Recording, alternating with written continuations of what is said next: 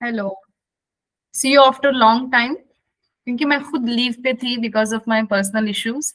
मेरा हेल्थ थोड़ा ठीक नहीं था तो मैं खुद लीव पे थी। Now I am back. Okay.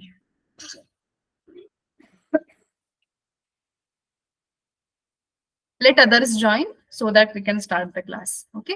अभी अभी मैंने 11th का क्लास खत्म किया है तो मैं थोड़ा पानी वानी पी लूं। Okay. Right. Okay, Ruchi had joined yesterday. Okay, great बेटा। I think I didn't see your ID और what, I don't know, but मुझे याद नहीं है आपका ID. Okay, very nice of you. I think Jaydeep Chavda ने ज्वाइन नहीं किया था कल।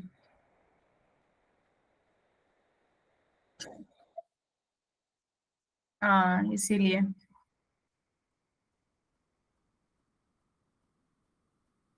ओके ओके, कोई नहीं बेटा।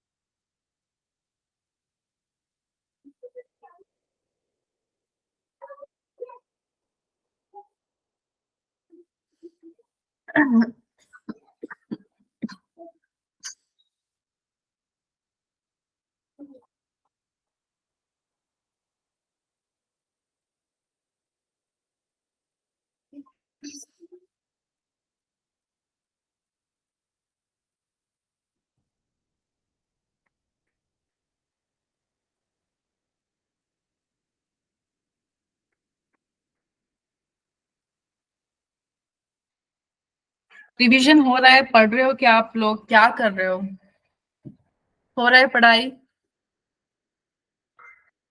बेटा, 12th के सिलेबस में तो आप पक्का हो। ठीक है। आपने क्या करना है, जो भी पढ़ा है उसका शॉर्ट नोट्स बनाया होगा आपने, मैंने आपको बताया था। तो जो भी शॉर्ट नोट्स हैं उनको रिवाइज करते रहो बार बार। क्योंकि कुछ चैप्टर्स ऐसे होते हैं जिनको फ्रीक्वेंट रिवीजन की जरूरत होती है। जैसे मैं आपको बताती हूँ, चैप्टर है principal of inheritance and variation. ठीक है।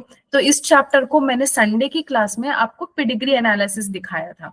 तो पेडिग्री एनालिसिस जो है ना, अगर आपको समझ में आ गया तो it's a piece of cake for you. अगर नहीं ठीक से समझ में आया तो बेटा आप पूछो। बस 1 घंटे की क्लास है मेरी पेडिग्री एनालिसिस। पेडिग्री के ऊपर 1 से 2 क्वेश्चंस हमेशा होते हैं नीट में। ठीक है। तो मैंने वो सॉल्व किए हैं, उनको देखो। ठीक है, उसमें ट्रिक्स बताए हैं, उनको लिख के याद रखो। And then molecular basis of inheritance में ट्रांसक्रिप्शन में क्या आता है, ट्रांसलेशन में क्या होता है, रेप्लिकेशन में कौन से हार्मोन्स, नॉट हार्मोन्स, एंजाइम्स, कौन से एंजाइम्स आते हैं उनको याद रखो। ठीक है। Then diseases, principle of inheritance में डिसीजेस को याद रखो। ओके। तो कौन सा डोमिनेंट है, कौन सा रिसेसिव है, सिकल सेल एनीमिया कहाँ पे आता है, फिनाइल्केटोयूरिया कहाँ पे आता है, ये सब याद रखो। ओके। उसके अलावा ह्यूमन रिप्रोडक्शन में ओके, मेंस्ट्रुएशन जो है उसमें कौन से हार्मोन्स आते हैं। ओके। ये सारी चीजें आप पढ़ते रहो बेटा। अगर नीट को क्रैक करना है तो आप एक चैप्टर को आप घंटे घंटे नहीं पढ़ सकते। आपको ऑर्गेनाइज करना पड़ेगा अपने टाइम को। ओके। टाइम को ऑर्गेनाइज करो, सारे सब्जेक्ट्स को इक्वल इंपॉर्टेंस दो। सिर्फ बायोलॉजी अगर अच्छा लगता है तो बायोलॉजी से तो नीट क्रैक नहीं होता ना। तो आपको दूसरे सब्जेक्ट्स पे भी इंपॉर्टेंस देना है, उनको भी सीखना है। तो टाइम ऐसे अरेंज करो, अभी आपके पास बहुत कम टाइम है तो गिव योर बेस्ट। तो अभी आपके पास टाइम है, रिवीजन में कंसंट्रेट करो। ठीक है। तो हम भी आपको सपोर्ट कर रहे हैं। अभी बायोमोलिक्यूल्स हो रहा है, फिर इसके बाद हम प्लांट फिजियोलॉजी स्टार्ट करेंगे, फोटोसिंथेसिस, रेस्पिरेशन, ये करूंगी मैं। इसके बाद हम लोग एनिमल फिजियोलॉजी करेंगे। हम लोग हर पार्ट पे कंसंट्रेट करके नहीं करा सकते। अगर मैं हर चीज करवाने लगी तो टाइम नहीं हम लोगों को एनफ होगा। तो हम क्या करेंगे, जो वेरी इंपॉर्टेंट पार्ट्स हैं, जो नीट में हर साल किसी ना किसी रूप से आए हैं उन कॉन्सेप्ट से, तो वैसे कॉन्सेप्ट्स हम कॉन्सेंट्रेट करेंगे फिजियोलॉजी में। बट बायोमोलिक्यूल्स में मैं कुछ नहीं निकाल रही हूँ, सारा चैप्टर पढ़ा रही हूँ, क्योंकि पर्सनली मैंने देखा है मेरे एक्सपीरियंस में बायोमोलिक्यूल सारे बच्चों को मतलब पता नहीं क्यों डिफिकल्ट लगता है, बहुत इजी होता है बायोमोलिक्यूल्स। तो कोई बात नहीं, मैं भी रिवीजन करवा रही हूँ। कल हमने अमीनो एसिड्स को देखा था, प्रोटीन्स को देखा था, केमिकल कॉम्पोजिशन हमने कर लिया था, और एस्टर्स, हाँ हमने लिपिड भी देखा था। तो amino acid, lipid, protein, chemical composition, ये इतना देखा था हमने। तो आज हम लोग स्टार्ट करने वाले हैं अब कार्बोहाइड्रेट से, ठीक है। तो सिंपल शुगर्स जो हम कहते हैं, तो यहाँ से स्टार्ट करने वाले हैं। थोड़ा मैं एनसीईआरटी से ऊपर जाऊंगी क्योंकि इस पार्ट से क्वेश्चंस आते हैं, ठीक है। चलो then will start the class. Exactly 5 o'clock हो गए हैं, ओके। तो yesterday I have told you, मैंने क्या बोला, केमिकल कॉम्पोजिशन में हमने देखा acid soluble pool, acid insoluble pool, है ना। आपने क्या किया, मोटर एंड पेसल लिया, उसमें एक फ्रूट या फिर कोई वेजिटेबल या फिर कोई हरी पत्ती को आपने उसमें डाला, उसको ग्राइंड किया, मोटर एंड पेसल में ग्राइंड किया, उसमें ट्राइक्लोरो एसिटिक एसिड डाला, उसकी स्लरी बनाई। ओके, स्लरी मतलब जैसे समझ लो कुछ जूस टाइप बना लिया। तो अब उसको क्या करोगे आप, मस्लिन क्लॉथ में छानोगे, यू विल सीव इट। तो सीव करने के बाद जो, जैसे आप चाय छानते हो, ओके, चाय पक गया तो आपने क्या किया, चाय पत्ती को छाने के लिए यहाँ पे सीव रखा, तो उसके ऊपर से छाने, तो नीचे फिल्ट्रेट आपको मिलेगा, चाय फिल्ट्रेट आपकी चाय है, तो that filtrate is acid soluble pool. और जहां यहाँ पे चाय पत्ती जमी होगी आपके छन्नी में, तो दैट वुड बी रिटेंटेट। तो retentate is acid insoluble, okay. तो एसिड सॉल्युबल पूल को हम कहते हैं bio micromolecule.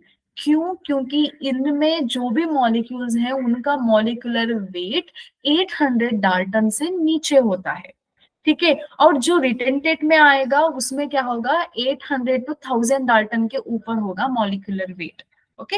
Another thing, micromolecule में सारे मोनोमर्स होते हैं, for example amino acid, nitrogen bases, okay, and then sugars, ठीक है, ये सारे मोनोमर्स होते हैं। वही आप देख लो रिटेंटेट में आपको क्या देखने को मिला था, आपको वहां पे देखने को मिलेगा पॉलीमर्स, जैसे डीएनए, आरएनए, पॉलीसैकेराइड्स, वो देखने को आपको मिले थे, ठीक है। तो अब बेटा हमने वो सब देख लिया, तो अमीनो एसिड्स को पढ़ लिया, प्रोटीन को पढ़ लिया, ठीक है। अभी कार्बोहाइड्रेट्स पे जा रहे हैं हम लोग। तो कार्बोहाइड्रेट्स को कॉमनली, ठीक है, अब हम बायोलॉजिस्ट हैं, हमको पता है कार्बोहाइड्रेट क्या है। हाँ मैम, मैं आपको पूछेंगे तो आप बताओगे हाँ मैम ये बहुत इंपॉर्टेंट चीज है हमारे डाइट में, ये हमको एनर्जी प्रोवाइड करता है, ये हमको बहुत ज्यादा जरूरी है जिंदा रहने के लिए, हम खाने में इसको खाते भी हैं। तो ऐसे करके आप कुछ ना कुछ एक छोटा सा डेफिनेशन दोगे, लेकिन देखते हैं आगे क्या क्या है।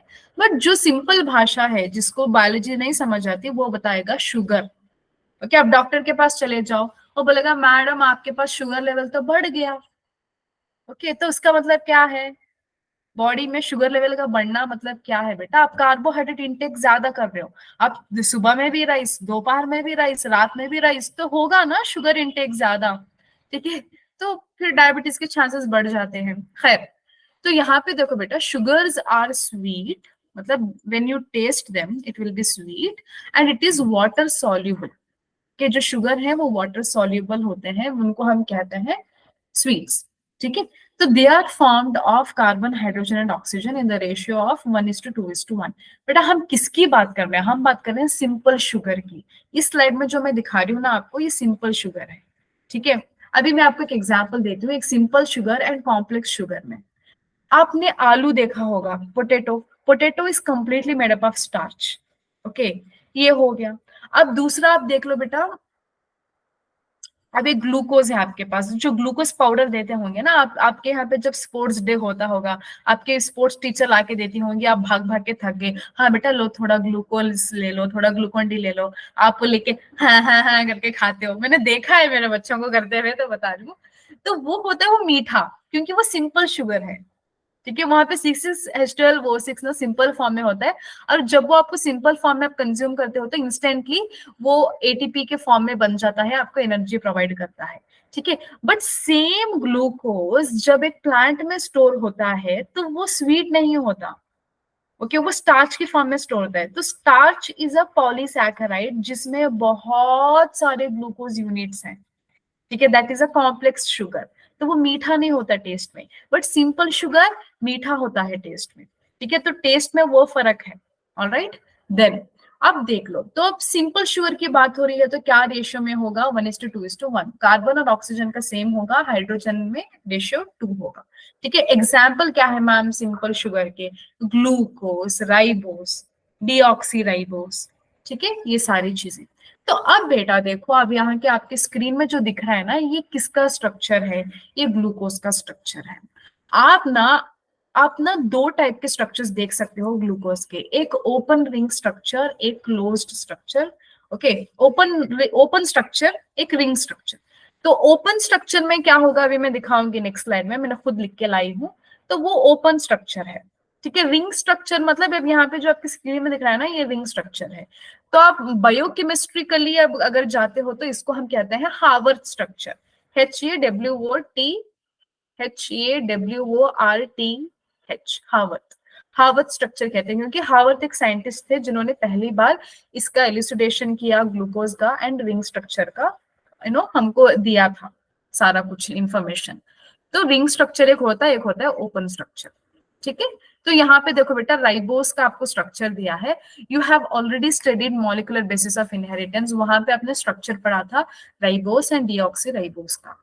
तो यहाँ पे देखो, अब यहाँ पे क्या हो रहा है, यहाँ पे जो मैंने 1 2 3 4 लिखा है ना इस स्ट्रक्चर में, तो इस 1 2 3 4 इंडिकेट्स कार्बन एटम, ओके।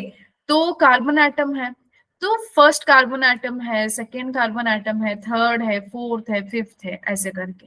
तो अब इस राइबोस के रिंग स्ट्रक्चर में जहां पे सेकेंड कार्बन होता है, वहां पे अगर वो OH है, ओके, वो OH है तो उसको आपने क्या कह दिया, राइबोस।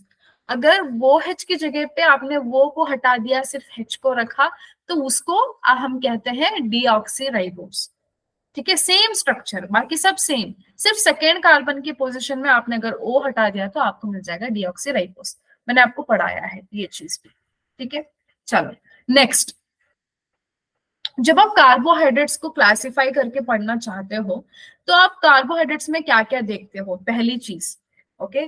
तो कार्बोहाइड्रेट्स में बेटा आपको दो चीजें तो पक्का देखने को मिलती हैं, ओके। अब कोई भी कार्बोहाइड्रेट देख लो, अल्कोहलिक ग्रुप तो होगा ही होगा, मतलब वो H, हाइड्रोक्सिल ग्रुप कह लो कॉमन भाषा में। आप लोग केमिस्ट्री में मतलब बहुत अच्छे हो, मेरे से तो अच्छे हो, तो आपको पता होगा, ठीक है। तो अल्कोहलिक ग्रुप जो है वो होगा ही होगा कार्बोहाइड्रेट में, वो H का होना जरूरी है। तो इसके अलावा क्या होगा, इसके अलावा हो सकता है अल्डिहाइड या फिर कीटोन, ठीक है। अगर अल्डिहाइड होगा तो उस कार्बोहाइड्रेट को हमने कह दिया आल्डोस, अगर कीटोन होगा तो उस कार्बोहाइड्रेट को हमने कह दिया कीटोस, ठीक है। तो अब आप मुझे पूछोगे मैम, अब आप मुझे बताइए, तो ग्लूकोज में अल्डिहाइड होगा क्या, हाँ बिल्कुल होगा। अब आप मुझे पूछोगे मैम अल्कोहलिक ग्रुप होगा क्या, मैं बोलूंगी हाँ अल्कोहलिक ग्रुप भी है, ग्लूकोज इज अल्डिहाइड, ग्लूकोज जो है वो अल्डोस है, ठीक है। चलो, तो अब यहाँ पे ये दो चीजें मैंने आपको बताई, carbohydrates is made up of alcoholic group and either aldehyde या फिर कीटोन, ओके। अब चलो, carbohydrates can be divided into 3 categories based on presence of how many sugar units it has, कितने शुगर यूनिट्स हैं उसके बेसिस पे carbohydrates को 3 types में क्लासिफाई किया है। एक को हम बुलाते हैं मोनोसैकेराइड्स, दूसरे को डाइसैकेराइड या फिर oligosaccharide, then comes to polysaccharide. Monosaccharide का मतलब क्या, मतलब वहां पे सिंपल शुगर है, अगर आप उसका रिडक्शन करना चाहो तो वो फर्दर नहीं हो सकता, मतलब आप उसको और ज्यादा तोड़ना चाहो तो वो तोड़ना मुश्किल है, ठीक है। तो उसको हम कहते हैं मोनोसैकेराइड, वो एक सिंपलेस्ट बेसिक कार्बोहाइड्रेट का स्ट्रक्चर होगा, ठीक है, उसकी बात हो रही है। तो मोनोसैकेराइड्स में क्या है ma'am, example glucose, fructose, ribose, deoxyribose, galactose, ये सारे मोनोसैकेराइड्स हैं, ठीक है, मतलब ये सिंपलेस्ट शुगर है। कमिंग टू डाइसैकेराइड, तो डाइसैकेराइड मतलब इसमें दो शुगर यूनिट होंगे, मतलब दो सिंपल शुगर यूनिट होंगे। मैंने आपको बेस्ट एग्जांपल यहाँ पे लिखा है पर्पल में, दो ग्लूकोज हो सकते हैं। अगर दो ग्लूकोज यूनिट्स हैं तो उसको हम क्या कहते हैं, उसको हमने दूसरा नाम दे दिया माल्टोज। ओके, तो डाइसैकेराइड में दो शुगर यूनिट्स हैं। कौन से दो शुगर यूनिट्स हैं? अगर मैं एग्जांपल लूं, मैम दो ग्लूकोज है तो उसको हमने दे दिया माल्टोज नेम। अगर मैम ग्लूकोज और गैलेक्टोज है तो हमने बेटा उसको कह दिया lactose. Lactose is a carbohydrate present in the milk. ठीक है, वो हो गया। तो माल्टोज ले लो, सुक्रोज ले लो, लैक्टोज ले लो, ये सारी चीजें डाइसैकेराइड में आती हैं। देन ओलिगो भी बोल सकते हैं। ओलिगो मतलब दो से ज्यादा, ये दो तीन चार, दो तीन की कैटेगरी में आते हैं, उसको हम कहते हैं ओलिगोसैकेराइड। आप ओलिगो में भी माल्टोज लैक्टोज को लिख सकते हो, कोई चिंता की बात नहीं है। कमिंग टू पॉलीसैकेराइड, पॉलीसैकेराइड में मतलब 6-7 से ऊपर ही होते हैं शुगर यूनिट्स। ठीक है, मतलब बहुत ज्यादा शुगर यूनिट्स होते हैं, एकदम कॉम्प्लेक्स शुगर्स होते हैं, उनको हम कहते हैं पॉलीसैकेराइड। मैम बेस्ट एग्जांपल बताइए। बेटा आपने फोटोसिंथेसिस पढ़ा है 11th में। जो फोटोसिंथेसिस होता है जिसमें carbon dioxide, water in the presence of sunlight जो ग्लूकोज बनता है, वो किसकी शक्ल में है? ग्लूकोज की ही शक्ल में है। खाना जो बनता है फोटोसिंथेसिस जो होता है वो ग्लूकोज की शक्ल में ही होता है, बट स्टोर होता है स्टार्च की फॉर्म में। ठीक है, तो starch is a stored food in plants. Similarly हम ह्यूमंस जो कंज्यूम करते हैं खाना, तो हमारी बॉडी में सॉरी, हमारे बॉडी में स्टोर होता है in the form of glycogen. अगर समझ लो आपने जो खाना खाया उसके हिसाब से आपने कसरत कर ली, हाँ भाई ग्राउंड के चक्कर लगा लिए, मेहनत करी, पढ़ लिया, लिख लिया, थोड़ा कूद लिया, थोड़ा नाच लिया, ऐसा कुछ किया तो एनर्जी में कन्वर्ट हो जाएगी, है ना। आपने जो खाया है वो एटीपी बनेगा और वो यूज हो जाएगा एटीपी। बट कुछ केसेस में क्या होता है, आप कभी कभार वो बोलते हो कि मैं आज खेलूंगी नहीं, मैं आज घूमूंगी नहीं, मैं स्पोर्ट्स नहीं करूंगी, मैं आज सिर्फ पढ़ूंगी। तो ऐसे केसेस में आपने कंज्यूम ज्यादा किया होगा, तो आपकी बॉडी क्या करेगी? स्टोर करने लगेगी। ओके, एटीपी तो बनेगा, तो वो जो आप ग्लूकोज कंज्यूम करते हो वो स्टोर हो जाता है in the form of glycogen in the adipose tissue, मतलब स्किन के नीचे होता है एडिपोज लेयर, वहां पे एडिपोज फैट बन जाता है, या फिर हमारे ऑर्गन्स में जम जाता है, लिवर में स्टोर होता है in the form of glycogen. ठीक है, चलो अब मैंने आपको फॉर्मूला दिखाया था, है ना। सॉरी, मुझे ना थोड़ा थ्रोट इन्फेक्शन हो गया था तो बोलना मुझे थोड़ा मुश्किल हो रहा है, प्लीज बेयर विद मी, ठीक है। और एक तो कंटिन्यूस क्लासेस यार, मुझे 1 घंटा 11th को लो, फिर कंटिन्यूस आप को लो, तो आपकी सेकेंड क्लास पढ़ती है ना, तो मेरी थोड़ी एनर्जी ड्रेन आउट हो जाती है। ओके, चलो, तो यहाँ पे देख लो, एन अगर 3 है, ओके 3 है, तो एन इज व्हाट? यहाँ पे देखो मैंने बताया था अभी आपको, एन देखो यहाँ पे, ओके, तो दिस इज एन। तो अगर N3 है, अगर N3 है तो उसको हम कहते हैं ट्राइओस। अगर N4 है तो टेट्रोस, पेंटोस, हेक्सोस, हेप्टोस, ऐसे करके। तो आप ना वेरी फेमिलियर हो ग्लूकोज के साथ, तो ग्लूकोज क्या है? हेक्सोस है। अब आपके नीट वाले क्या करेंगे? वो है बड़े चालाक, ओके, वो बोलेंगे कि ग्लूकोज नहीं, हेक्सोस शुगर। वो बोलेंगे हेक्सोस शुगर, मतलब कोई भी क्वेश्चन हो अगर उन्होंने हेक्सोस का यूज किया तो याद रखो बेटा they are talking about glucose only. ठीक है, तो हेक्सोस याद रखो, क्यों? क्योंकि उसमें C6 होता है ना, C6, तो वो याद रखो, वो 6 आएगा तो दैट इंडिकेट्स हेक्सोस। तो यहाँ पे मैंने एग्जांपल्स भी दिए हैं, ट्राइओस के लिए ग्लिसरॉल डिहाइड, टेट्रोस के लिए एरिथ्रोस, पेंटोस के लिए राइबोस। अभी अभी मैंने पीछे दिखाया ना आपको पेंटोस, तो ribose and deoxy are pentose sugar.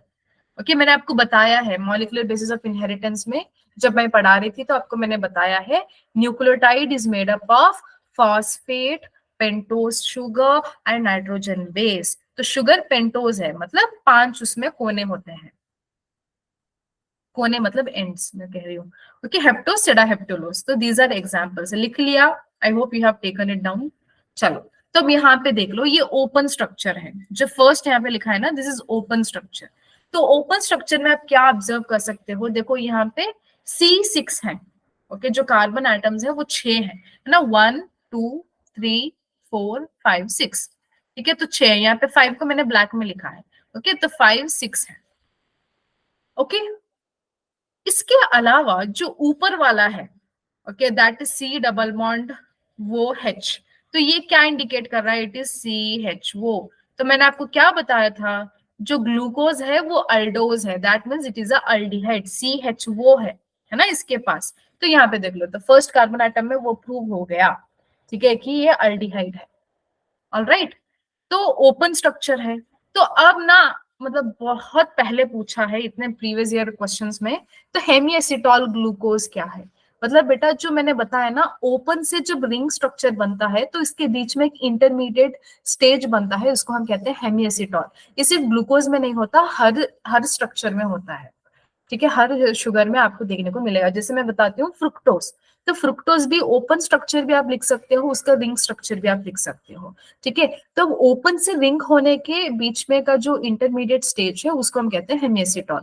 तो हेमिएसिटॉल में क्या होता है, first carbon atom is making a bond with the fifth carbon atom. तो फर्स्ट कार्बन एटम और फिफ्थ कार्बन एटम के बीच में एक बॉन्ड बनता है, तो इसको हम कहते हैं हेमिएसिटॉल ग्लूकोज। तो ये हेमिएसिटॉल को हमने रिंग स्ट्रक्चर में यहाँ पे बनाया, जिसको अभी मैंने कहा हार्वर्ड स्ट्रक्चर, तो वो ऐसे दिखता है, ठीक है। आपने ये लिखा होगा, आपको ये बाहर हुआ था molecular basis of inheritance chapter में, मैंने ही आपको कराया है, मैंने आपको बाहर कराया था स्ट्रक्चर, ठीक है। और मैंने आपको एक्स्ट्रा इन्फॉर्मेशन भी दी थी। अब क्या होगा, आप यहाँ पे देख लो, यहाँ पे एकदम जो वो है वो के नीचे यहाँ पे first carbon atom, second, third, fourth, fifth, sixth, तो 6 कार्बन एटम है यहाँ पे। तो फर्स्ट कार्बन एटम में यहाँ पे ऊपर H है, नीचे वो H है। तो ग्लूकोज में बेटा 2 टाइप के ग्लूकोज होते हैं, एक अल्फा एक बीटा, ठीक है। तो अल्फा बीटा किस बेसिस पे है, अगर फर्स्ट कार्बन एटम में वो H हाइड्रोक्सिल ग्रुप या फिर अल्कोहल ग्रुप नीचे है, जैसे समझो यहाँ पे अगर वो H ग्रुप नीचे है तो इसको हम कहते हैं अल्फा ग्लूकोज। और कोई ग्लूकोज में फर्स्ट कार्बन एटम के पोजीशन में वो H ऊपर है, तो उसको हम कह दिया बीटा ग्लूकोज, ठीक है। तो याद रखो ये एक चीज। और वहां पे बेटा आइसोमरिज्म भी होता है, ठीक है, वो LD, लीवो डेक्सट्रोज, वो बहुत कुछ होता है, बट वो आपको इतना सिलेबस में नीडेड नहीं है। शायद आपकी केमिस्ट्री का जो वहां पे भी बायोमोलिक्यूल्स का चैप्टर होगा, तो वहां पे शायद वो समझाते होंगे आपको, पता नहीं मुझे। बट हमारे जो बायोलॉजी में है इससे ज्यादा तो नहीं पूछा जाता, इतना पूछा जाता है मैंने आपको बता दिया, ठीक है। तो अब मैंने आपको बोला था प्रोटीन में होता है पेप्टाइड बॉन्ड, लिपिड में होता है एस्टर बॉन्ड, शुगर्स में मैंने बताया था आपको ग्लाइकोसाइडिक बॉन्ड। तो अभी ग्लाइकोसाइडिक बॉन्ड कैसे बनती है, देखो अब यहाँ पे 2 ग्लूकोज के रिंग स्ट्रक्चर है, यहाँ पे देखो 1 है 2 है, लेफ्ट वाला 1 है, राइट वाला 2 है रिंग स्ट्रक्चर।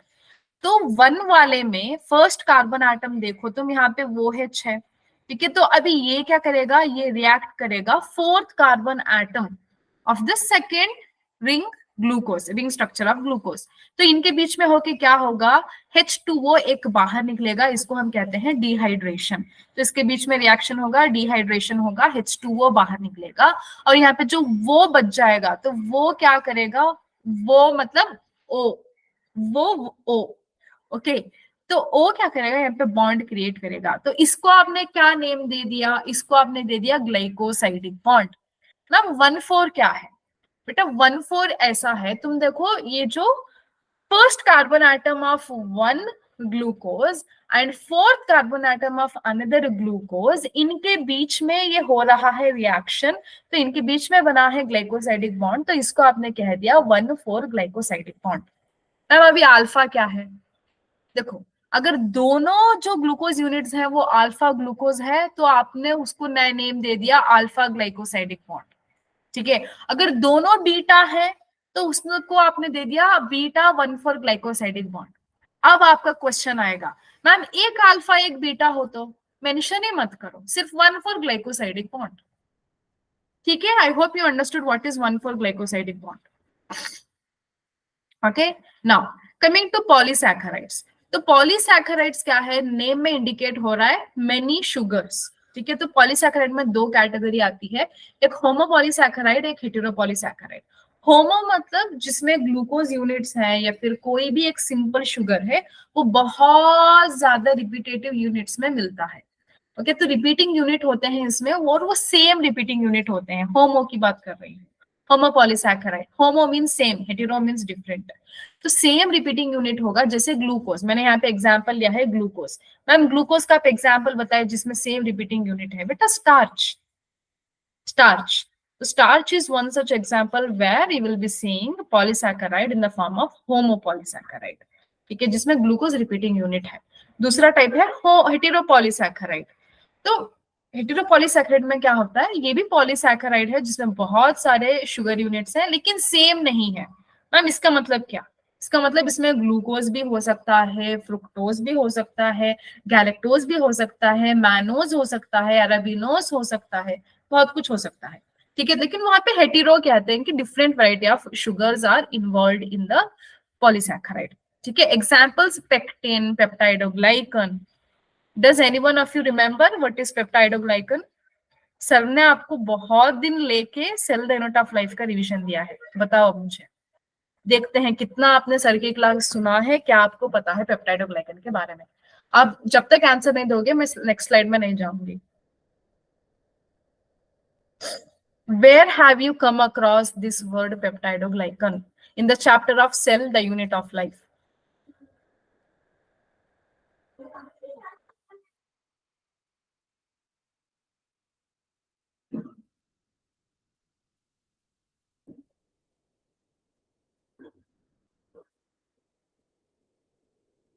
बोलो भाई, बोलो।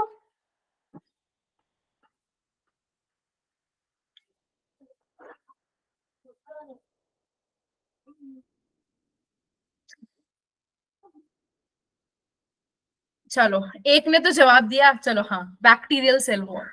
तो बैक्टीरियल सेल वॉल में बेटा आप जब बैक्टीरिया देखते हो तो उसका जो भी आप लेयर्स देखते हो ना, पहले निकलता है ग्लाइकोकेलिक्स, फिर आता है सेल वॉल, फिर आता है सेल मेम्ब्रेन। तो ग्लाइकोकेलिक्स में आपको स्लाइम, ओके, और वो सारे मिलते हैं आपको, ओके, वो हो गया, छोड़ दो। उसके बाद जो सेल वॉल आता है, that cell wall is very special bacteria का। क्यों? क्योंकि उसमें होता है पेप्टाइडोग्लाइकन। ओके, तो पेप्टाइडोग्लाइकन मतलब क्या मैम? इसमें क्या होता है? इसमें होता है NAM and NAG, NAM NAM, NAG NAG, okay, N acetyl muramic acid, N acetyl glucosamine, इससे बनता है पेप्टाइडोग्लाइकन। ओके, तो मैंने आपको नहीं पढ़ाया 11th में, जिनको मैंने पढ़ाया तो बताया होगा। तो क्या होता है ना, जो पॉजिटिव बैक्टीरिया होते हैं, जो नेगेटिव बैक्टीरिया होते हैं, उनमें बहुत ज्यादा डिफरेंस होता है बेटा। ओके, अब जब ग्राम्स स्टेनिंग करते हो तो कुछ पर्पल लेते हैं, मतलब वायलेट लेते हैं, कुछ पिंक लेते हैं। तो वो जो इनटेक ऑफ स्टेन होता है ना, that is because of bacteria का सेल वॉल जो है उसके थिक में डिफरेंस होता है, उसके कौन सा थिक है, कौन सा कम थिन है। ठीक है, तो वो वहां पे होता है। तो पेप्टाइडोग्लाइकन होता है ना, पॉजिटिव में बहुत मोटा होता है, नेगेटिव में कम है, और एक से ज्यादा लेयर होता है। ठीक है, तो ऐसे करके आप देखोगे वहां पे पेप्टाइडोग्लाइकन को प्लीज याद रखो, it's the bacterial cell wall composition which is made up of NAM and NAG, N acetyl muramic acid, N acetyl glucosamine. ठीक है, याद है या फिर पहली बार सुन रहे हो, या फिर भूल गए, पढ़ के भूल गए?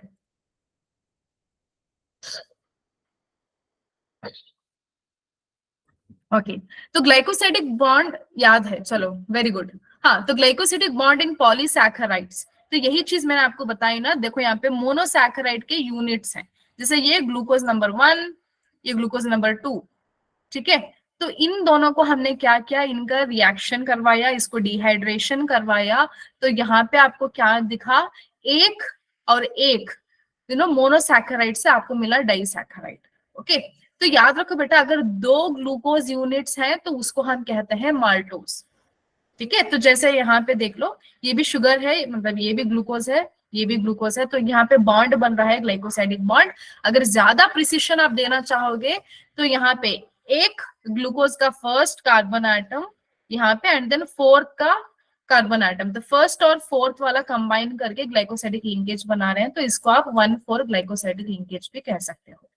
ठीक है, तो यहाँ पे ग्लाइकोसाइडिक बॉन्ड बन रहा है। ओके, तो अब आपकी एनसीईआरटी ने कुछ कुछ पॉइंट्स दिए हैं। क्या पॉइंट्स दिए हैं? स्टार्च। तो starch is a polysaccharide found in plants.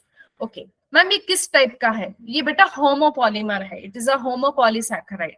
Ma'am इसमें कौन सा है यूनिट? Repeating unit. होमो है तो रिपीटिंग यूनिट होगा।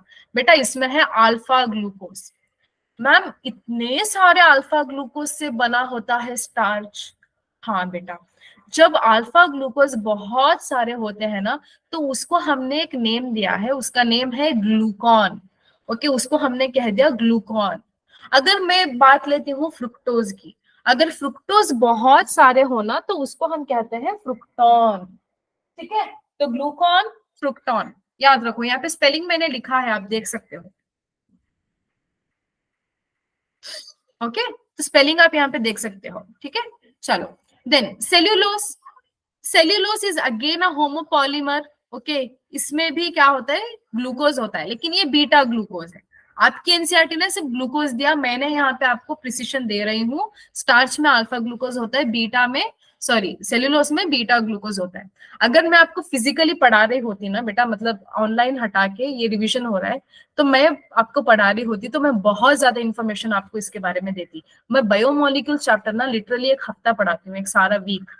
ओके, तो इसमें आपको मैं क्या बताती बेटा? मैं आपको बताती कि स्टार्च में क्या क्या होता है। ठीक है, तो यूजुअली बेटा स्टार्च में होते हैं दो कंपोनेंट्स, अमाइलोस, अमाइलोपेक्टिन। तो अमाइलोस और अमाइलोपेक्टिन कैसे बनते हैं, उनमें ब्रांचिंग होती है या नहीं होती है, किस टाइप की बॉन्डिंग होती है, इसको कॉमनली क्या बुलाते हैं, तो ये सारी चीजें मैं आपको बताती। बट अब तो रिविजन हो रहा है, इतना आप जान लो तो भी काफी है। ठीक है, तो cellulose homopolymer of beta glucose. Glycogen, animals की बात हो रही है, homopolymer of glucose. Inulin is a homopolymer of fructose, तो इसको फ्रुक्टॉन कहते हैं, ग्लूकॉन फ्रुक्टॉन। क्यों मैंने इस वर्ड का आपको इंट्रोडक्शन किया? क्योंकि कई बार पूछ लेता है बेटा, आपको पता होता है आंसर, बट आप ये नया वर्ड टाइप आपको सुनने को मिलता है, तो आप बोलते हैं यार ये कोई और ही चीज है। कुछ नहीं, अल्फा ग्लूकोज, अल्फा भी हटा दो यार, अगर बहुत सारे ग्लूकोज के रिपीटेटिव यूनिट्स हैं तो उसको ग्लूकॉन कह लो, बहुत सारे फ्रुक्टोज यूनिट्स हैं उसको कह लो फ्रुक्टॉन। ठीक है, तो ऐसे करके याद रखो। देन हाँ, अब ये स्ट्रक्चर है बेटा ग्लाइकोजन की, ये ग्लाइकोजन का स्ट्रक्चर है। तो ग्लाइकोजन में ब्रांचिंग होती है, ये दिख रहा है आपको, ये ग्लाइकोजन में ब्रांचिंग है। ओके, तो इस ग्लाइकोजन में आप देख लो कितने टाइप के आपको ग्लाइकोसाइडिक बॉन्ड देखने को मिलेंगे। आपको देखने को मिलेंगे दो टाइप के। ओके, एक आपको मिलेगा 1,4 ग्लाइकोसाइडिक बॉन्ड, जो ऐसे होता है 1 और 4 के बीच में। ओके, डिहाइड्रेशन होके बॉन्ड बनती है। एक बनता है 1 और 6 के बीच में। मैम ये कैसे? बेटा एक जो शुगर होता है ना, उसका first carbon atom joins with the sixth carbon atom. तो आप जब ग्लूकोज देखते हो ना, तो आपने क्या देखा? फिफ्थ में होती थी बॉन्डिंग, है ना? तो फिफ्थ में हेमीएसिटॉल रिंग बना था, बट उसके नीचे अभी था ना सिक्स्थ, तो यहाँ पे ये है फिफ्थ। तो यहाँ पे नहीं हो रही ज्वाइनिंग, या फिर यहाँ पे नहीं हो रही, ना फोर्थ में हो रही ना फिफ्थ में हो रही, बट जो सिक्स यहाँ पे CH2 जहाँ पे लिखा है, तो सिक्स के साथ 1 की जब होती है तो वहां पे ब्रांचिंग शो होती है। तो जहां पे ब्रांचिंग शो होती है वहां पे 1,6 ग्लाइकोसाइडिक बॉन्ड बनता है। प्लीज याद रखो, जहां पे लीनियर है, नो ब्रांचिंग, अनब्रांच्ड कार्बोहाइड्रेट है, तो वहां पे 1,4 ग्लाइकोसाइडिक बॉन्ड। जहां पे ब्रांचिंग होती है वहां पे 1,6 ग्लाइकोसाइडिक बॉन्ड, याद रखो। ठीक है, एंड स्टार्च में दो कंपोनेंट्स होते हैं, amylose and then amylopectin. Okay, इतना याद रखो काफी है। Then these are complex polysaccharides formed of amino sugars in अच्छा ये मैंने अभी आपको बताया ना, नाम एंड नाग वही है यहाँ पे। तो ग्लूकोजामाइन, एन एसिटाइल ग्लूकोजामाइन, तो यहाँ पे भी आपको देखने को मिलता है। जो ग्लूकोजामाइन है ये भी कॉम्प्लेक्स शुगर में ही आता है। ठीक है, तो काइटिन, काइटिन भी एक एग्जाम्पल है बेटा। इसमें और बहुत सारे एग्जाम्पल्स हैं जो आपकी एनसीईआरटी ने नहीं दिए, बट मैंने लिख के रखे थे, बट क्योंकि ये रिविजन हो रहा है तो मैं नहीं बता सकती बहुत सारे। ठीक है, तो क्योंकि अभी मैं बताऊंगी तो आप कंफ्यूज भी हो जाओगे, है ना? तो इसीलिए आप इतना याद रखो तो काफी है। तो chitin is an another polysaccharide, it is a homopolymer. किसका होमोपॉलीमर है? एन एसिटाइल ग्लूकोजामाइन का। ओके, तो एक मैंने आपको काइटिन फंगल सेल वॉल में भी मिला और बैक्टीरिया में भी आपको मिला था। बैक्टीरिया में भी है, फंगई के सेल वॉल में भी है, जिसमें काइटिन है उसमें भी है। ठीक है। तो नाम एंड नाग दोनों बैक्टीरिया में होते हैं। ठीक है, नाग सिर्फ काइटिन में होता है, फंगल के सेल वॉल में होता है। ठीक है, तो आपने ऐसा कुछ स्ट्रक्चर देखा होगा बैक्टीरिया का भी। ठीक है, जिसमें पॉजिटिव में एक लेयर होती है पेप्टाइडोग्लाइकन की। ओके, नेगेट मतलब जो नेगेटिव होता है ना, नेगेटिव स्टेन, उसमें दो लेयर्स होते हैं, जिसमें ऊपर टिकोइक एसिड दिखता है, आउटर मेम्ब्रेन होता है, फिर मिडिल मेम्ब्रेन होता है, तो बहुत सारी चीजें होती है वहां पे। ठीक है, आपने वो पढ़ा होगा, सर ने आपको बताया होगा। ठीक है, चलो।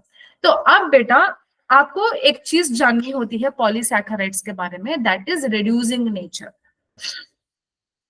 ओके, तो what is reducing of sugars, ये बहुत सारे बच्चों को कंफ्यूजन रहता है, तो इसीलिए मैंने एक एक्स्ट्रा स्लाइड ही डाल दिया है यहाँ पे।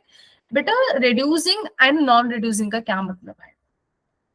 ओके, आप ना इमेजिन करो, एक टेस्ट ट्यूब लिया, एक टेस्ट ट्यूब।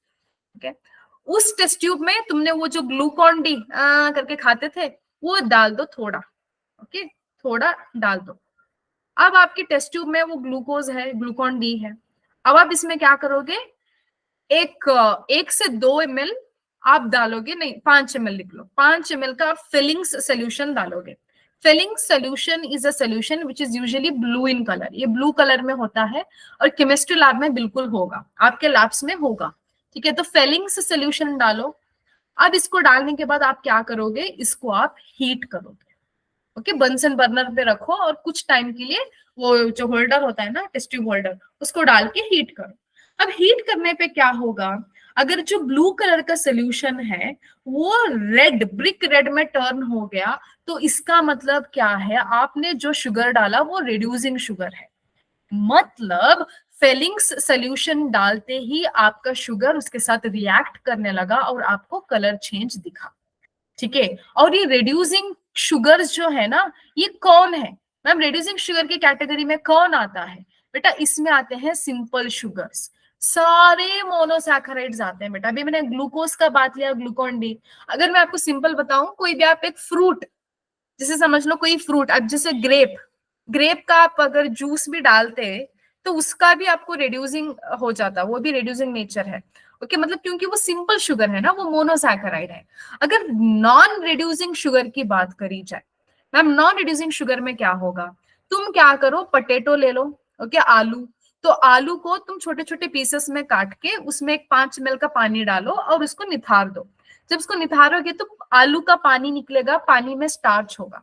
अब तुम क्या करोगे, टेस्ट ट्यूब में वो आलू का पानी डालो, फिलिंग सोल्यूशन डालो, सेम हीट करो, देखो कुछ चेंज नहीं होगा, नो ब्रिक रेड फॉर्मेशन। तो ब्रिक रेड फॉर्मेशन जब नहीं हुआ तो उसको हम कहते हैं कि जो शुगर मेरे टेस्ट ट्यूब में है वो नॉन रिड्यूसिंग है। ओके, कौन आता है नॉन रिड्यूसिंग में? कुछ ओलिगोसैकेराइड्स और सारे पॉलीसैकेराइड्स, सारे पॉलीसैकेराइड्स आते हैं नॉन रिड्यूसिंग शुगर्स में, एंड कुछ डाइसैकेराइड और ओलिगोसैकेराइड। whereas रिड्यूसिंग में सारे मोनोसैकेराइड्स आते हैं और कुछ डाई और ओलिगो। ओके, समझ में आ गया बेटा, what did I tell you, reducing and non reducing? अगर समझ नहीं आया तो एक बार और मैं समझाती हूँ।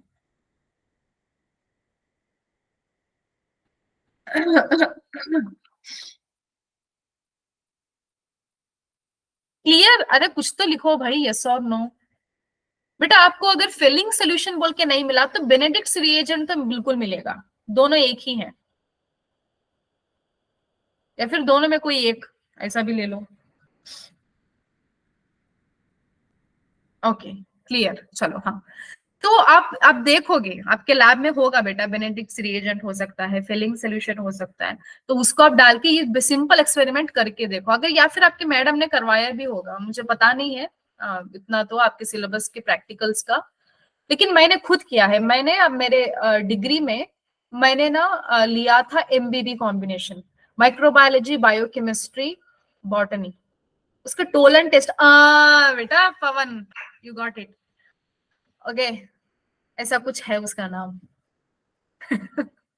बहुत साल हो गए यार मैं वो टेस्ट करके, मुझे मुझे टेस्ट का नाम याद नहीं है, तो आप बता रहे हो तो यही होगा।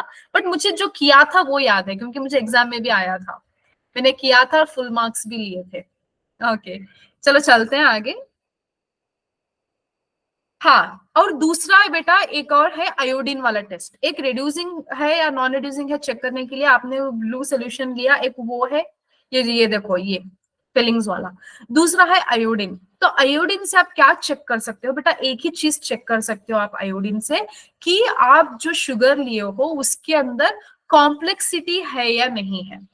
बेटा क्या होता है ना, कुछ स्ट्रक्चर ऐसे होते हैं, जैसे देखो सेल्यूलोज, सेल्यूलोज में देखो एकदम लीनियर जैसे यहाँ पे चेन जैसा स्ट्रक्चर है, ज्यादा कुछ टेंशन वाली बात नहीं है, हीलिक्स नहीं है, घुमाव फिराव नहीं है, एकदम सिंपल स्ट्रक्चर है। तो ऐसे केस में आप जब अगर इसको आयोडीन के साथ ट्रीट करते हो तो ये ज्यादा क्या कहते हैं ना, इसको आयोडीन को होल्ड नहीं करता। जब वहां सी कॉन्ट्रास्ट में जब स्टार्च की बात होती है तो वहां पे जो भी है ना कॉम्प्लेक्स है, बहुत ज्यादा कॉम्प्लेक्स है स्ट्रक्चर में भी, तो वहां पे आयोडीन होल्ड करता है। ओके, तो अब यहाँ पे देखो, तो इसने क्या बोला है, starch forms helical secondary structure, it can hold the iodine molecule in the helical portion giving blue colour. तो होल्ड करता है बहुत टाइम तक आयोडीन एंड उसको ब्लू कलर में कन्वर्ट करता है, where cellulose has no such complex helix and therefore cannot hold iodine.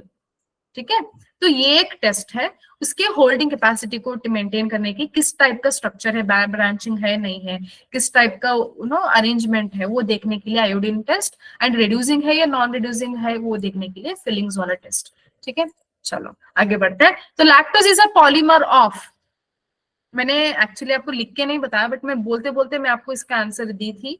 Okay, tell me, lactose is a polymer of glucose, galactose, fructose, very good Ruchi. दूसरे, हाँ भाई, हाँ पवन, okay, तो अभी दो लोगों ने दे दिया तो फिर वही आएगा, तो डी इज द आंसर। ठीक है, तो ग्लूकोज एंड गैलेक्टोज से बनता है लैक्टोज। ठीक है, तो यहाँ पे देख लो, तो यहाँ पे मैंने आपको स्ट्रक्चर दिया है, देखो यहाँ पे देख लो, माल्टोज, माल्टोज डाइसैकेराइड है, माल्टोज किससे बना है, ग्लूकोज ग्लूकोज से बना है, लैक्टोज ग्लूकोज गैलेक्टोज से बना है, सुक्रोज ग्लूकोज और फ्रुक्टोज से बना है। ऐसे कॉम्बिनेशंस भी पूछ सकता है नीट में। ठीक है, तो याद रखो, glucose fructose sucrose, glucose galactose lactose, glucose glucose maltose. ठीक है, now inulin is a polymer of, आपको एक चार्ट दिखाया था मैंने तो उसमें मैंने बताया था, inulin is a polymer of, inulin में कौन सा पॉलीमर, वेरी गुड रुचि, तुमने यहाँ पे मतलब इंटरेस्ट लगाया है, समझ आ रहा है, चलो वेरी गुड। तो मैंने बोला था आपको फ्रुक्टोन रिपीटेटिव यूनिट, पॉलीसैकेराइड्स में मैंने आपको सारे एग्जांपल्स होमोपॉलीसैकेराइड्स के दिए थे, तो inulin is a homopolymer of fructose जिसको हमने फ्रुक्टोन कहा था, है ना, ये वाला स्ट्रक्चर मैंने दिखाया था आपको, सेम स्लाइड, है ना। चलो नेक्स्ट, अब बेटा हम लोग डीएनए पे आ रहे हैं, इस पे मैं ज्यादा फोकस नहीं करूंगी, क्यों, क्योंकि मॉलिक्यूलर बेसिस ऑफ इनहेरिटेंस में मैंने बहुत टाइम लेके समझाया है, लिटरली बहुत टाइम लेके समझाया है, बस मैं क्या कर रही हूँ उसका रिवीजन कर रही हूँ ताकि वो पार्ट भी कवर हो जाए, तो इसको मैं छोड़ नहीं रही हूँ, बस जल्दी जल्दी से रिवीजन कर लेती हूँ। ठीक है, तो यहाँ पे देखो आप सबको पता है न्यूक्लियोटाइड क्या है, न्यूक्लियोटाइड मोनोमर है, पॉलीन्यूक्लियोटाइड पॉलीमर है। तो पॉलीमर जो है पॉलीन्यूक्लियोटाइड वो कौन है, वो डीएनए और आरएनए है। ठीक है, तो न्यूक्लियोटाइड मोनोमर है, न्यूक्लियोटाइड में क्या क्या है, न्यूक्लियोटाइड में नाइट्रोजन बेस है, इसमें हो सकता है AGTC, अगर आरएनए है तो यूरासिल। ठीक है, उसके अलावा pentose sugar and phosphate group. Okay, तो न्यूक्लियोसाइड क्या है, nucleotide minus phosphate group is called nucleoside. मतलब न्यूक्लियोसाइड, सॉरी, न्यूक्लियोसाइड में फॉस्फेट नहीं होता, बाकी सारी चीजें होती हैं। ठीक है, तो nucleotide minus phosphate is equal to nucleoside. ठीक है, क्लियर, चलो। तो अब हमने क्या देखा, ये चीज देखा है, तो न्यूक्लिक एसिड्स किसको कहते हैं, डीएनए एंड आरए को, they are made up of nucleotides, हमको पता है ना, हमने पढ़ा है इसको। चलो आगे बढ़ते हैं। हाँ भाई देखो वही चीज अगेन, तो यहाँ पे हेटेरोपॉलीमर है हमारा जो न्यूक्लियोटाइड है, वो देखो वो यहाँ पे आप क्या देख रहे हो, फॉस्फेट भी है, शुगर भी है, नाइट्रोजन बेस भी है। ठीक है, ये सारी चीजें, तो यहाँ पे nucleic acid are of two types, DNA and RNA. DNA में डीऑक्सी राइबोस का शुगर होता है, आरएनए में राइबोस का पेंटोस शुगर होता है, बस यही डिफरेंस है। ठीक है, उसके अलावा बाकी सारी चीजें सेम होती हैं। हाँ, मुझे और एक डाउट क्लियर करना था, बहुत सारे बच्चे ना मुझे पूछते थे कि मैम आरएनए डबल स्ट्रैंडेड भी होता है क्या? बिल्कुल होता है। कुछ बच्चों को बिल्कुल नहीं पता कि होता है या नहीं होता है। देखो बेटा, जैसे डबल डीएनए में डबल स्टैंडर्ड भी हो सकता है और सिंगल स्टैंडर्ड भी हो सकता है, आरएनए में भी बच्चे समझते हैं कि सिर्फ सिंगल होगा। नहीं बेटा, डबल स्टैंडर्ड डीएनए भी होता है। ठीक है, आपने 11th का क्लास अच्छे से पढ़ा होगा, तो 11th का एक चैप्टर है बायोलॉजिकल क्लासिफिकेशन। तो उसमें वायरॉइड्स, वायरस, तो वहां पे लास्ट क्लास जब प्रियॉन्स वहां पे देखोगे ना, तो वहां पे आपको देखने को मिलेगा थोड़ा बहुत इसके बारे में, ओके, आरएनए के बारे में। तो वो जाके थोड़ा रिवाइज करो और देखो। ऑलराइट। तो नाइट्रोजन बेसिस में दो टाइप्स हैं, मैंने आपको बताए थे, प्यूरिन और पिरामिडिन। प्यूरिन में आता है एजी, पिरामिडिन में आता है सीटीयू। ओके, तो थाइमिन के जगह पे यूरासिल होता है डीएनए में, सॉरी आरएनए में। ओके, आरएनए में यूरासिल होता है। ओके, ये चीज आपको मैंने समझाई थी, बस याद रखो। हाँ, ये चीज मुझे आपको बोलनी थी, यहाँ पे नेम्स पे कॉन्सेंट्रेट करो। ओके, ये न्यूक्लियोसाइड्स के नेम्स हैं, दीज आर न्यूक्लियोसाइड्स नेम। तो nitrogen base plus sugar minus phosphate, phosphate नहीं होगा इसमें। तो यहाँ पे नेम्स देखो, adenosine, guanosine, cytidine, thymidine, uridine, names याद रखो। ठीक है, देन अब यहाँ पे देखो, adenine plus sugar plus phosphate, ये न्यूक्लियोटाइड्स के नाम है। तो यहाँ पे नेम देखो क्या है, adenylic acid, guanylic acid, cytidylic acid. तो न्यूक्लियोटाइड का दूसरा नाम है, न्यूक्लियोसाइड का दूसरा नाम है। ठीक है, चलो, तो ये नाम आप याद रखो, वो भी याद रखो, ये भी याद रखो। हाँ, तो अब हमने क्या देखा था कि there are more than dozens of forms of DNA. हाँ भाई, डजन से ज्यादा तो है, बट आपके सिलेबस में सिर्फ बी डीएनए पढ़ाया था मैंने, और आपके सिलेबस में भी बी डीएनए है, आपके जो टेक्स्ट बुक में स्ट्रक्चर है वो भी बी डीएनए का ही है। ठीक है, तो आप बी डीएनए का ही स्ट्रक्चर पढ़ते हो। ओके, तो DNA consist of two polynucleotide strands which are arranged anti parallelly as a double helix. Anti parallel क्यों है? क्योंकि 5 prime to 3 prime, 5 prime to 3 prime, okay, opposite 5 prime to 3 prime ऐसा है तो 5 प्राइम टू 3 प्राइम ऐसा होगा। तो this is anti parallel arrangement with the double helix. ठीक है, देन हाँ, अब मैंने आपको लास्ट क्लास में बताया था, जब मैंने करवाया था ये चैप्टर, मैंने आपको बताया था, अब जब डीएनए देखते हो तो यहाँ पे 3 बॉन्ड्स का मैंने जिक्र किया था। ओके, 3 बॉन्ड्स आपको देखने को मिलते हैं। वो कौन से 3 बॉन्ड्स, आप सोचो। ओके, सोचो, मैं आपको बताती हूँ, तब तक आप सोचो। ओके, तो चलो, बैकबोन क्या होंगे, कौन से होंगे बैकबोन? बेटा, backbone is nothing but phosphate and sugar. जो फॉस्फेट और शुगर होता है, तो यही बैकबोन होता है। ठीक है, तो ये बैकबोन होता है। देन नाइट्रोजन बेसिस में ये सारे एजीटीसी याद रखो, यूरासिल सिर्फ आरएनए में। ओके, चलो, तो अब आते हैं बॉन्ड्स में। मैंने आपको बताया था डीएनए में सिर्फ आपको 3 बॉन्ड्स देखने को मिलते हैं। एक मिलता है hydrogen bond. Okay, hydrogen bond, मेरा बेटा वो पता नहीं टैबलेट वर्क नहीं कर रहा, ओके, पेन टैब वर्क नहीं कर रहा, तो मैंने नया ऑर्डर किया है, तब तक मैं थोड़ा माउस में ही काम चला रही हूँ, थोड़ा please bear with me. Hydrogen bond, ester bond, और ग्लाइकोसाइडिक बॉन्ड। तो 3 टाइप के बॉन्ड्स हमने डीएनए में पढ़े थे, है ना? कुछ याद आ रहा है? Remembering something? तो हाइड्रोजन बॉन्ड कहाँ पे था? 2 नाइट्रोजन बेसेस के बीच में था। ए टी के बीच में 2 हाइड्रोजन बॉन्ड, सी जी के बीच में 3 हाइड्रोजन बॉन्ड। ठीक है, मतलब 2 हाइड्रोजन बॉन्ड है तो प्यार कम है, 3 हाइड्रोजन बॉन्ड है तो प्यार ज्यादा है। ठीक है, वो मैंने समझाया था आपको। Then ester bond, ester bond में क्या होता है? यहाँ पे एस्टर बॉन्ड कहाँ होता है? यहाँ पे देखो, अब ये क्या है? ये 5th कार्बन एटम है, ये 5th कार्बन एटम, ये 6th, और ये 3rd। तो third pentose third carbon atom of pentose sugar is bounding with the OH। Okay, यहाँ पे बन रहा है, तो यहाँ पे आपको जो दिख रहा है, यहाँ पे जो बॉन्ड बना रहा है, ओके, 5 के साथ, तो यहाँ पे 5th कार्बन एटम के साथ यहाँ पे 3rd जो बना रहा है, तो ये जो बॉन्ड है बीच में, इसको हम बोलते हैं एस्टर बॉन्ड।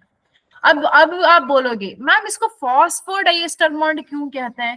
क्योंकि फॉस्फेट जो बीच में है ना, तो उस फॉस्फेट के ऊपर वाले शुगर के साथ भी एस्टर बॉन्ड है, नीचे वाले शुगर के साथ भी एस्टर बॉन्ड है, तो दोनों साइड एस्टर है, तो इसीलिए इसको कहते हैं फॉस्फोडाइएस्टर बॉन्ड। ठीक है, तो हाइड्रोजन बॉन्ड कहाँ पे होता है? अब देखो ये अगर ए है तो यहाँ पे कोई टी होगा, ये hydrogen bond, ester bond, phosphate और शुगर के बीच में। एंड जो लास्ट ग्लाइकोसाइडिक बॉन्ड है ये होता है शुगर और नाइट्रोजन बेस के बीच में। ठीक है, कुछ याद आ रहा है?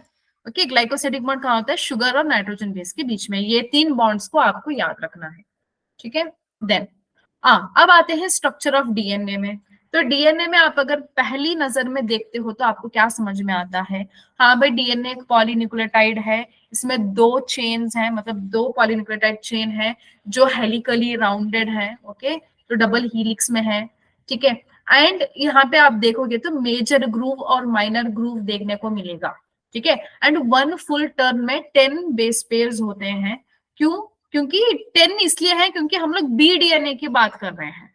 अगर वही हम लोग ये की बात कर लें या जेड की बात कर लें तो वहां पे 11 होगा या फिर कुछ और हो सकता है। ठीक है, तो वन टर्न कितना होता है? देखो बेटा, वन टर्न मतलब यहां से तकरीबन समझ लो, यहाँ पे मैंने ब्लैक में लिखा है ना, यहां से यहां तक। ओके, इसको वन टर्न भी कह सकते हैं, पिच भी कह सकते हैं, वन पिच या फिर वन टर्न। तो इसमें 10 स्टेप्स होते हैं। तो इसकी लेंथ कितनी होती है? 34 एंगस्ट्रॉम। ठीक है, 34 होती है।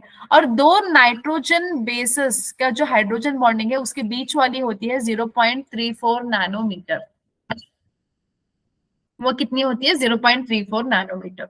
ठीक है, तो अब देख लो इसका डायमीटर कितना है, वो है 2 नैनोमीटर। मतलब डीएनए का जो भी वो डायमीटर है वो होता है 2 नैनोमीटर। तो ये सारे, ये थोड़ी चीजें हैं आपके सेकेंड ईयर के भी टेक्स्ट बुक में है, देख लो। ठीक है, तो यहाँ पे वही है बेटा, बस स्ट्रक्चर्स मैंने आपको ये समझाया है, I don't want to repeat again. तो याद रखो यहाँ पे डीएनए में एंटी पैरेलल पोलैरिटी होती है, क्योंकि एक तरफ से 5' टू 3', 5' टू 3'। ठीक है, इसलिए। ठीक है, आई होप ये क्लियर है। देन और क्या है यहाँ पे? वही बेटा, सब बताई हुई ही चीजें हैं, इसमें कुछ ऐसा रिपीट करने वाली चीज नहीं है। यहाँ पे देखो, जो शुगर है वो पेंटोज शुगर है, वो राइबोस है। ठीक है, तो मैंने आपको क्या बताया था? राइबोस के सेकेंड कार्बन एटम में वो एच होगा, डीऑक्सी में वो नहीं होगा, सिर्फ एच होगा।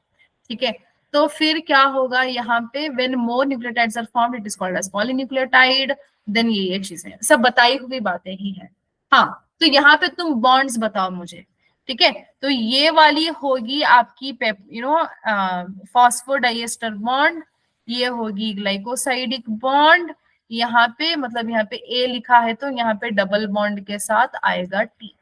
तो ये तीन बॉन्ड्स हो गए। तो चलो, अब यहाँ पे फॉर्म्स ऑफ डीएनए में आपको क्या देखने को मिलेगा? ए, बी एंड जेड। तो आपके सिलेबस में क्या है? आप 11th का ले लो, 12th का ले लो, आपके सिलेबस में सिर्फ बी डीएनए ही है। ओके, तो उसमें राइट हैंडेड हीलिक्स फॉर्म होता है, और इसमें जितने स्टेप्स होते हैं, या फिर जो आप कह लो वो होता है ना कि यहाँ पे बेस पेयर्स। ओके, तो यहाँ पे नंबर ऑफ बेस पेयर्स 10 है बी डीएनए में। अगर आप ए डीएनए की बात करो तो वो 11 हो जाते हैं, जेड की बात करो तो वो 12 के हो जाते हैं। मैंने आपको ये बताया था बेटा, मैंने जिन बच्चों को पढ़ाया है उनको तो मैंने ये बात बताई है। ठीक है, चलो, तो question arises here, a nucleoside differs from nucleotide in not having, इन है वो, इज नहीं, इन। तो न्यूक्लियोसाइड को न्यूक्लियोटाइड से आप कैसे डिफरेंट कर सकते हो? न्यूक्लियोसाइड में क्या नहीं रहता? हाँ, बताओ बताओ, लिखो लिखो।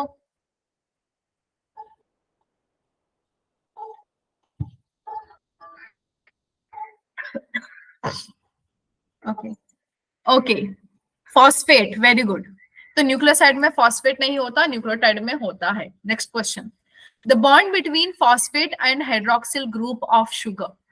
Bond between phosphate and hydroxyl group of sugar in nucleic acid is, कौन सा बॉन्ड है? अरे रुचि, थोड़ा देखो ना बेटा।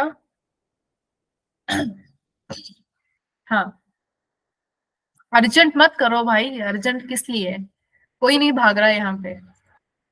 ओके, तो फॉस्फेट और शुगर के बीच में होती है एस्टर बॉन्ड। ठीक है, चलो। हाँ, तो थोड़ा हम लोग मेटाबोलाइट्स के बारे में देखते हैं, क्योंकि इसमें से क्वेश्चन आप एक्सपेक्ट कर सकते हो। ठीक है, तो मैम आप मुझे पूछोगे मैम क्या याद रखना है इसमें? बेटा वो जो चार्ट है ना, अभी मैं दिखाऊंगी वो याद रखना। उससे पहले थोड़ा यहाँ पे बेसिक है। तो प्राइमरी मेटाबोलाइट और सेकेंडरी मेटाबोलाइट क्या है, मैं आपको बताती हूँ। Primary metabolite, they have identifiable functions in physiological process which is necessary for life. Okay, sorry, अब अगर प्लांट्स की बात करो तो प्लांट्स की बात हो रही है, तो प्लांट्स में बेटा प्राइमरी और सेकेंडरी दो टाइप्स के मेटाबोलाइट्स होते हैं। तो प्लांट की फंक्शनिंग के लिए, उसके मेटाबॉलिज्म के लिए, उसके बॉडी में जो फिजियोलॉजिकल प्रोसेसेस होते हैं, उसके लिए प्राइमरी मेटाबोलाइट्स की सख्त सख्त जरूरत है, बहुत जरूरत है। तो वो वहां पे काम आ जाते हैं प्राइमरी मेटाबोलाइट्स। अब सेकेंडरी मेटाबोलाइट्स प्लांट प्रोड्यूस करते हैं, लेकिन उन प्लांट्स को नहीं पता कि क्यों प्रोड्यूस हो रहे हैं, या फिर हमको नहीं पता कि क्यों प्रोड्यूस हो रहे हैं। ओके, उनका ग्रोथ के साथ, डेवलपमेंट के साथ, रिप्रोडक्शन के साथ, फिजियोलॉजी के साथ, एनाटॉमी के साथ, किसी के साथ भी डायरेक्ट कनेक्शन ही नहीं है।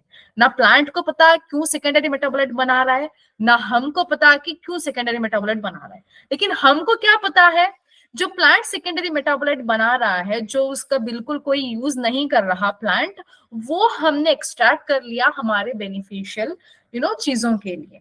जैसे मैं एग्जांपल देती हूँ, कोई पिगमेंट ले लो, कोई एसेंशियल ऑयल ले लो, या कोई ड्रग्स ले लो, ठीक है। तो सेकेंडरी मेटाबोलाइट्स का डायरेक्ट कनेक्शन नहीं उसके ग्रोथ, रिप्रोडक्शन या फंक्शन में, लेकिन होते हैं। कुछ प्लांट्स में हमको फंक्शन पता है, जैसे मैं बताती हूँ एसेंशियल ऑयल। एसेंशियल ऑयल बेटा इसलिए प्रोड्यूस होता है ताकि वो डिफेंस मैकेनिज्म में काम आए। मैं आपको बताती हूँ, जैसे यूकेलिप्टस है, यूकेलिप्टस में कितनी सौंधी खुशबू आती है ना। कि जो आपके वो डाइक्लोफेनाक जेल्स आते हैं, जो दर्द वाले जेल्स आते हैं, उसमें थोड़ा अमाउंट ऑफ वो यूज होता है ना, एसेंशियल ऑयल्स दर्द वाले, या फिर क्लोव ऑयल। तो वो क्या है बेटा, वो एसेंशियल ऑयल्स हैं जो पेन रिलीफ करते हैं हम। लेकिन यही चीज जब प्लांट में होती है, तो कोई बग आ गया, कोई इंसेक्ट आ गया, कोई पेस्ट आ गया, तो तब जब वो प्लांट को तोड़ेगा या फिर वो लीफ को खाने की कोशिश करेगा, तो उन एसेंशियल ऑयल्स ना एज ए डिफेंस सिस्टम काम करते हैं। तो ऐसा नहीं है कि हमको सारे ही सेकेंडरी मेटाबोलाइट्स का फंक्शन नहीं पता प्लांट्स के अंदर, कुछ का पता है, कुछ का नहीं पता, ठीक है। चलो, तो हम देखते हैं अभी इन्हीं सेकेंडरी मेटाबोलाइट्स को हमने यूज करे हैं हमारे बेनिफिशियल चीजों के लिए। जैसे एसेंशियल ऑयल में लेमन ग्रास, टर्पिनॉइड्स में मोनोटर्पिन्स, अल्कलॉइड्स में मार्फिन, कोडिन, ये कुछ पिगमेंट्स हैं, देन कुछ टॉक्सिन्स हैं, कुछ लेक्टिन्स है, कुछ ड्रग्स है। देखो कुरकुमिन, ओके, कुरकुमिन हमारे लड़कियों को पता होगा, कुरकुमा लौंगा से बनता है, पता है वो curcuma, curcumin. Where do you find curcumin? मुझे पता है टाइम हो रहा है, टेंशन मत लो, छोड़ दूंगी अभी। कुरकुमिन बेटा, हल्दी। ओके, जो लड़कियां होती हैं कि हाँ भाई दाग मुहां से मिटाने हैं, तो हम हल्दी लगाएंगे, हल्दी का लेप लगाएंगे, है ना। अभी भी देखो हमारे ट्रेडिशन में होता है, जो भी दुल्हनें होती हैं उनको पाक हल्दी से ना उपटन बना के लगाया जाता है, तो कुरकुमिन होता है हल्दी में। तो वो बहुत ज्यादा बेनिफिशियल होते हैं, वो है ना आपके बॉडी में एंटी बैक्टीरियल का काम करता है, आपकी स्किन को ग्लो करता है, जो भी पिंपल है, कुछ भी वहां पे कुछ भी गंग है, तो सारी चीजें निकालता है, ठीक है। तो कुरकुमिन मतलब लड़कियों का फेवरेट होना चाहिए, मेरा तो पर्सनली है, मैं बेसन के साथ हल्दी डाल के यूज करती हूँ। सच में बताती हूँ, आप एक्सपेंसिव कोई भी क्रीम्स ले लो, इतना ग्लो नहीं आता, सिर्फ बेसन और हल्दी में ना आपका काम चल जाता है, सही में। पर्सनल मैंने यूज किया, क्योंकि मैं आपकी जब उम्र में थी, जब मैं पीयूसी में थी, मेरा फेस पूरा भर गया था पिंपल से, बहुत ज्यादा। अभी अभी वो कम होते आया है, क्योंकि मुझे अभी पता चल गया आपके फेस के लिए आप कितने भी महंगे कॉस्मेटिक्स लगाओ बेकार है। कुछ करना है तो ककड़ी खाओ, जो कुकुम्बर होता है ना, कुकुम्बर खाओ, जो आपकी बॉडी को हाइड्रेट रखो, और कुछ ऐसे नेचुरल चीजें यूज करो, उससे स्किन अच्छी होती है, ठीक है। तो ये सारी चीजें बेटा, ये चार्ट बहुत इंपॉर्टेंट है, आप इसमें से एक क्वेश्चन बिल्कुल एक्सपेक्ट कर सकते हो, वेरी इंपॉर्टेंट चार्ट, ठीक है। चलो, एंजाइम्स हम लोग कल खत्म करेंगे, कल ये खत्म हो जाएगा, कल सैटरडे की क्लास है। एंजाइम्स को खत्म करके मैं प्रीवियस ईयर क्वेश्चन सॉल्व करूंगी इस चैप्टर के, ठीक है। एंजाइम्स हो जाएगा 30 मिनट्स में खत्म हो जाएगा, और फिर हम लोग 30 मिनट्स में सारे प्रीवियस ईयर क्वेश्चन सॉल्व करेंगे कल, ठीक है। So see you tomorrow, take care, bye bye. पढ़ के आना बेटा, जो मैंने अभी आपको पढ़ाया है ना बायोमोलिक्यूल्स, ये आप पढ़ो, जाके एनसीईआरटी पढ़ो, टेक्स्ट बुक पढ़ो। कुछ भी आपको डाउट्स हैं, कल आप मेक श्योर करना कि मुझे पूछना, कुछ भी डाउट है तो, ठीक है। Any doubts you have? पढ़ के आओ सारी चीजें। कुछ भी है तो मैं कल बताती हूँ आपको।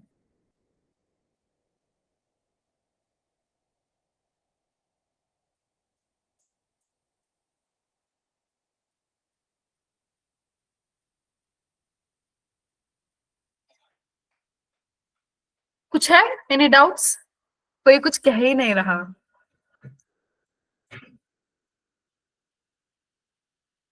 नो।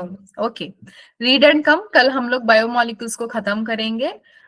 नेक्स्ट वीक से हम स्टार्ट करेंगे। नहीं, एक क्लास सेल साइकिल का लेना है ना। एक क्लास में मैं सेल साइकिल सेल डिवीजन खत्म कर दूंगी, कोई बड़ी बात नहीं है। उसमें सिर्फ माइटोसिस और मियोसिस समझाना है। तो एक क्लास में सेल साइकिल सेल डिवीजन हो जाएगा। आधे घंटे में हम लोग रिवाइज करेंगे और आधे घंटे में प्रीवियस ईयर क्वेश्चन सॉल्व करेंगे। एक क्लास काफी हो जाएगा। उसके बाद हम प्लांट फिजियोलॉजी को स्टार्ट करेंगे, photosynthesis. Will start with photosynthesis, ठीक है? चलो, take care everyone till then, and happy new year. जो लोग भी सेलिब्रेट कर रहे हैं, नया साल है, नए नए रेजोल्यूशंस बनाओ। ओके, नीट के लिए टारगेट करो, हमेशा एंथुसियास्टिक रहो, पॉजिटिव सोचो, अच्छा खाओ, अच्छा बोलो, खुश रहो। ठीक है, चलो, बाय बाय। अगर कुछ डाउट है तो पूछ लो, या फिर you can leave, no problem.